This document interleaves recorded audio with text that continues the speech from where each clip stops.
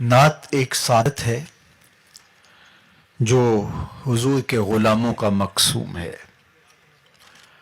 جن لوگوں نے اس مقدس سعادت کو کاروبار بنا لیا اور پیٹ کا دھندا بنا کر کے نعت کے تقدس کو پامال کرتے رہے، ان کے جانے کے بعد دنیا ان کا نام بھی فراموش کر دیتی ہے.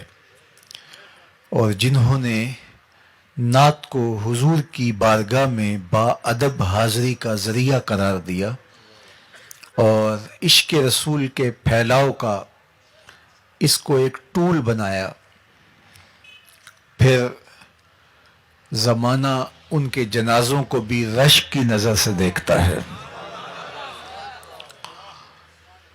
بہت سال نوجوان تھا، آج ان کو مرحوم کہتے ہوئے کلیجہ منہ کو آتا ہے، لیکن یہ ایک اٹل حقیقت ہے کہ جو یہاں آیا ہے اس نے بہرحال پلٹ کے واپس جانا ہے.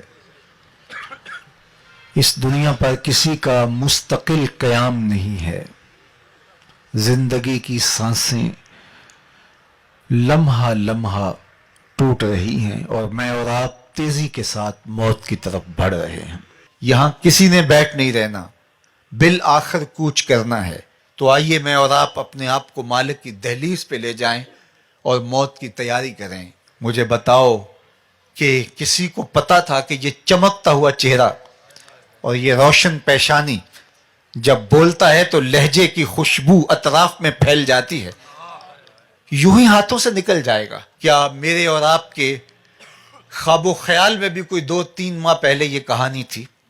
لیکن یہ حقیقت واقعہ ہم اپنی آنکھوں سے دیکھ رہے ہیں. تو اس لیے میں نے اور آپ نے بھی یہاں سے رخصت ہونا ہے. تو خوش نصیب لوگ اور عبرت حاصل کرنے والے لوگ اپنی آخرت کی تیاری کرتے ہیں، ورنہ وہ لوگوں کی وفات پر چند لمحوں کے تعزیتی کلمات کہنے کے بعد اپنی غفلت شیار زندگی کا حصہ بن جاتے ہیں، اور پھر موت جب انہیں اچانک دبوچتی ہے تو پھر وہ کہتے ہیں کاش کہ ہم فلاں کے مرنے سے عبرت حاصل کر لی ہوتی. لیکن اس وقت پھر وقت ہاتھ سے نکل چکا ہوتا ہے. ہمارے مرحوم بھائی کی اچانک وفات ہمیں یہی درس عبرت دیتی ہے.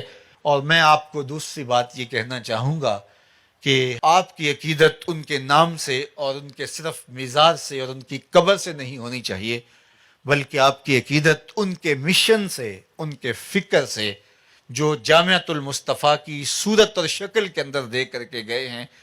آپ کی محبت کا عملی ثبوت اس ادارے کو آپ نے اپنا ادارہ سمجھنا ہے.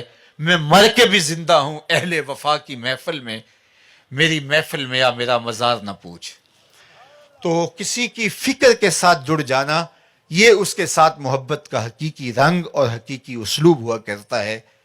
تو یہ انہوں نے ایک مثال بھی قائم کی. عمومی طور پہ ثنا خانوں کو پذیرائیاں بھی ملی ہیں، بہت بہت عزتیں بھی ملی ہیں، لوگوں نے مال بھی نچھاور کیا، لوگوں نے ان کے قدموں میں اپنی آنکھیں بھی بچھائیں. ثنا خانوں کی بہت ساری غلطیوں کو لوگ نظر انداز بھی کرتے ہیں، اس لیے کہ یہ حضور کی ثنا خوانی کرتے ہیں، یہ حضور کی نعت پڑھتے ہیں.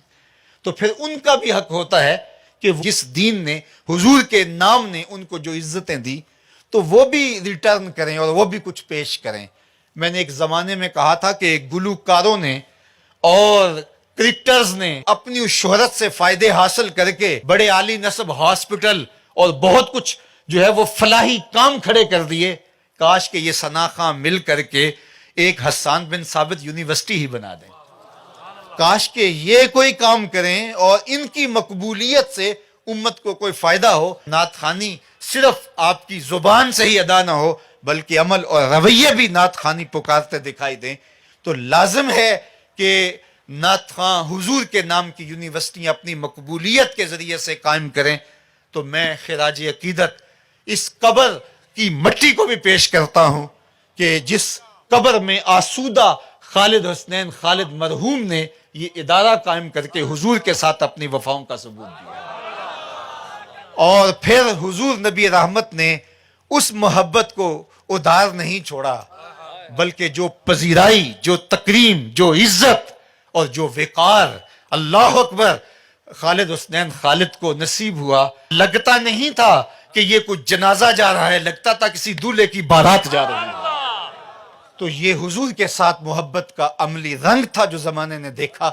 تو اللہ کی بارگاہ میں دعا ہے کہ اللہ اس تربت نور پہ ہمیشہ اپنی رحمتوں کا نزول فرمائے۔ مسجد و مدرسہ خان کا ہے کہ در وے بود قیلو کالے محمد، کہ در وے بود قیلو کالے محمد۔